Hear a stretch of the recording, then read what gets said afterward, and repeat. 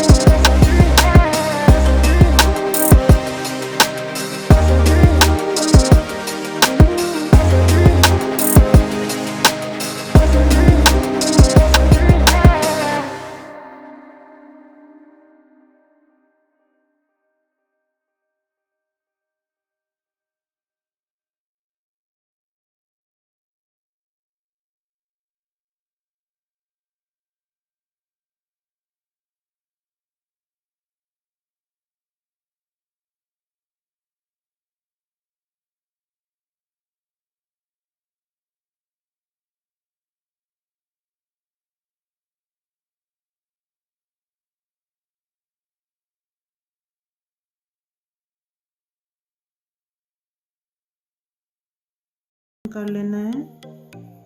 Thank you.